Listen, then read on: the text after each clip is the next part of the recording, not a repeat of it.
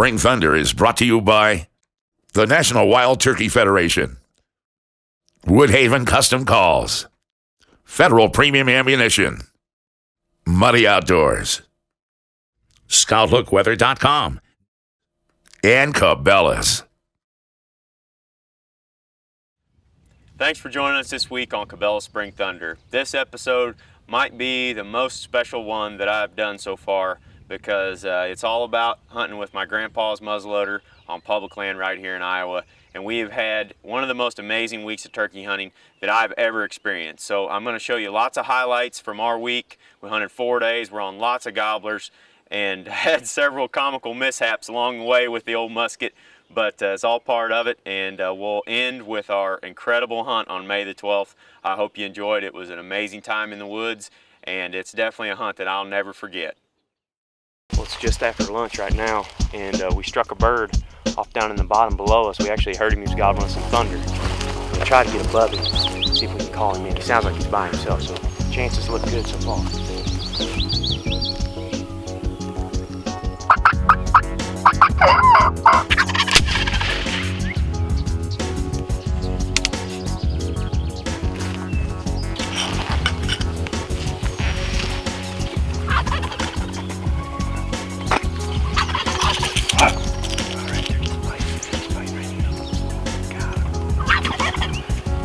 They got coming right.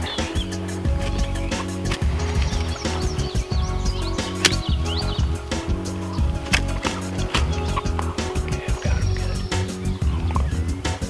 Shoot him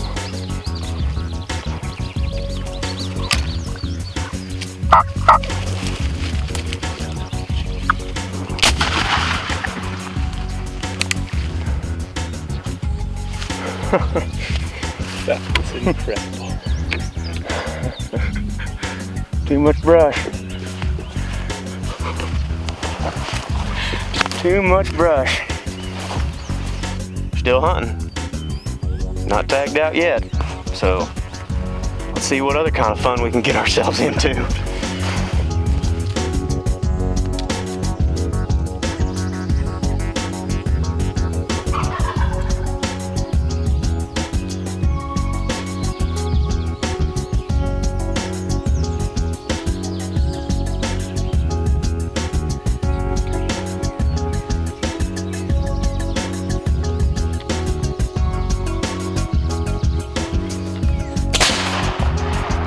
Must have shot over top of him, huh? Dadgummits. Oh man. I'll say one thing, I did not think it was going to be this tough to kill a turkey. I guess go back up there, reload it, and then go chase some more. Dang it, man.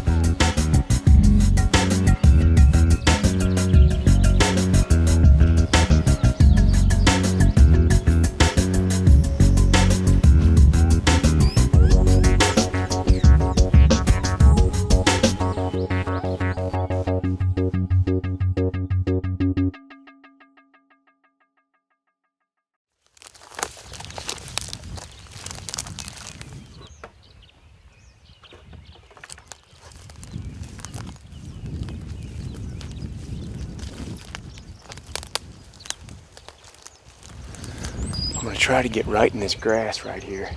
You can see the gobbler lounger sitting down there in it. I'm hoping that that's going to cover us that in the wind today. We've been on these birds down here on the lake every single day for a week. And yesterday we watched these two turkeys come out on this big point. They're all out here on these old mud flats. The lake's down and it's greened up. And that's where the birds go every single morning, like clockwork. We've got them gobbling right back up in here. I'm assuming this is going to work. They should come out here, so we're going to get settled in here and wait for the action to start.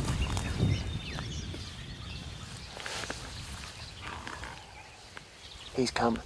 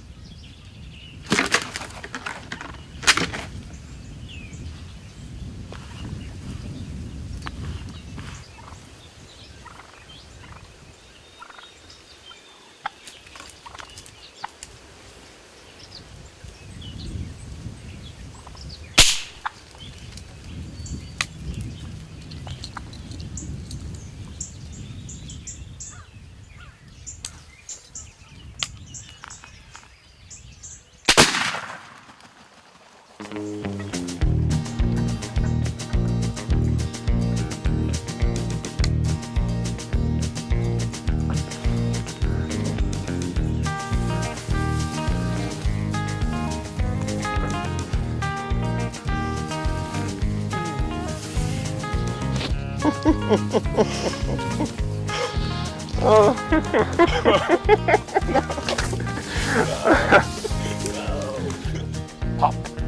Like, you got to hit me right now. And then I had my quick capper there. And when I tried to reload it, I jammed it on there and I bent the cap. So I had to like fold the cap back over. I folded it back over and then got it back on there.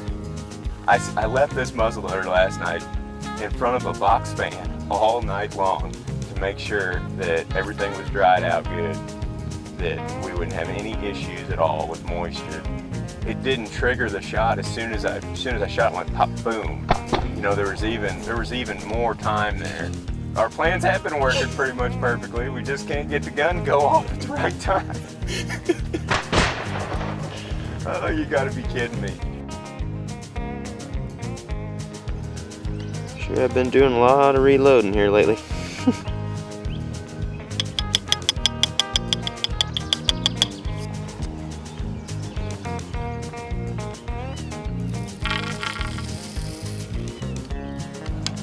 So we got back to the car and reloaded the muzzleloader after our little mishap earlier. And we came over here to another place. It's about 8:30 right now. And as you can see, this is another one of those little creek bottoms that we've been targeting coming up off the lake. Lots of this nice little green vegetation here they've been eating on. So with this wind, we ought to be able to slip around on birds and maybe spot a few and call them up.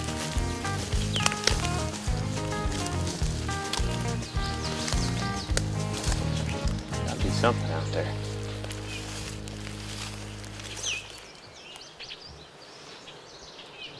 Hey, I see a tom. No way. Yep. Where? Down at the end. Down by those willows. Just saw him go through an opening. Oh yeah, I see him right now. Shoot, they ain't very far. Let's try to slip up there in this wind. Let's get low and see if we can crawl up here.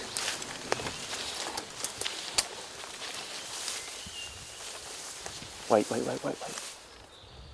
I see him. Strutting. They're going down in that little wash. We could probably move right up here and get set up at that tree. Just get right here today. Sit right in here.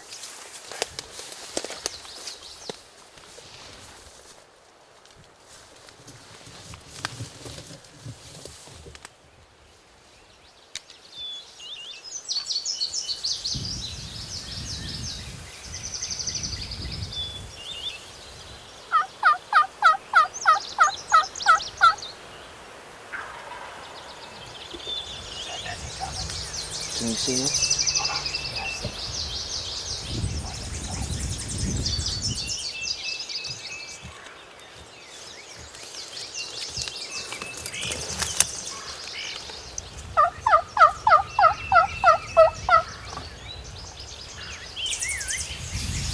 They're coming. They're coming fast. I got it.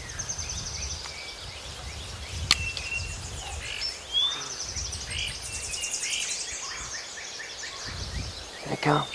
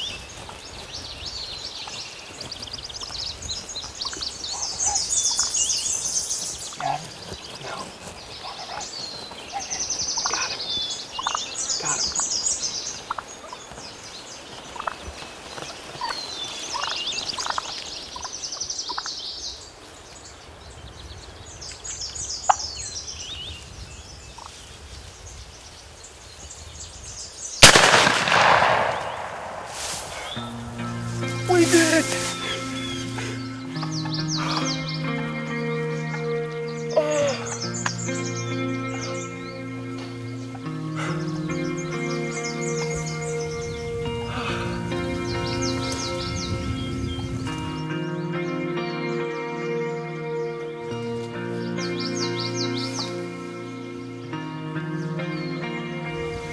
My Uncle Ray told me the other day, he said, it's all right if you keep missing because your grandpa wasn't much of a marksman anyway. I guess neither am I.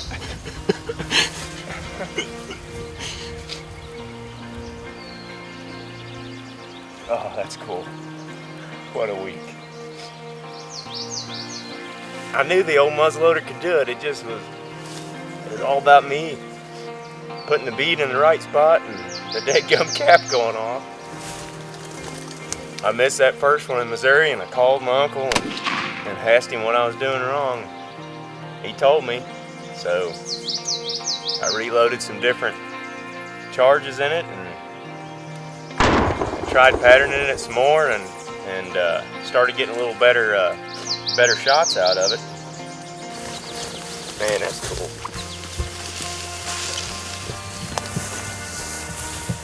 Look at that.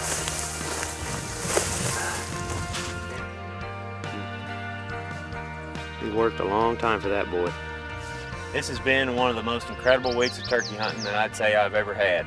All the different encounters with these birds on this public land, Zach and I and Greg just chasing them all over the place. You can't ask for much more fun in the turkey woods than what we've had this week.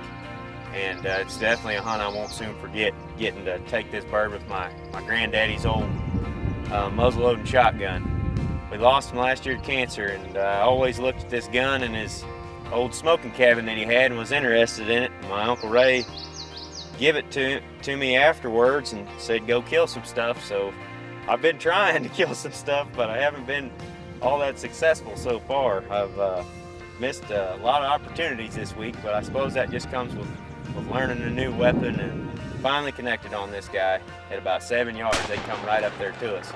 But that brings me to a quick point. I'm using decoys out here on public land, but what we have done is we've been able to glass these turkeys from a distance and sort of find out which birds are with the hens, which birds are running the other toms off, and which toms are subordinate. The other birds that are gobbling more, that are off by themselves, those are the subordinate toms that have no hens that are trying to call hens up to them. It may be your best idea not use decoys on those types of turkeys, but when you find that dominant gobbler or dominant group of gobblers that's got most of the hens, those are the ones that you want to use the decoys on. As you saw from the hunt this morning, we called in that one that stood there and gobbled at 30 yards, would not commit to the decoy. As soon as those two dominant toms gobbled up in the timber behind him, he walked about 100 yards out on that point, set up shop. He did not want to be anywhere close to those two birds. So same with these turkeys later in the day. We spotted them out in there. There was multiple birds. We knew if we got the decoy in a place where they could see it, that there was a high likelihood that the turkeys would come in. But man, what a week of hunting. Just unbelievable week out here on the public land. I've never been so proud of a turkey that I've killed in my lifetime, but I'm even more proud of the fact that my family is full of turkey hunters. All of my cousins, most of my granddad's other grandchildren also love turkey hunting just as much as I do, and they've all been out throughout the spring. But my uncle was able to kill a bird. His daughter Jill, she killed 2 toms this year in Missouri, and they're all just as ate up with it as I am, and I couldn't be more thankful to be brought up in such a great family full of hunters and full of outdoorsmen and women. So if you're not already a member of the NWTF, please click on the link in the corner of our screen, go over to their page and become one. But thanks once again for joining us. We'll see you next Monday right back here for the next episode of Cabela Spring Thunder.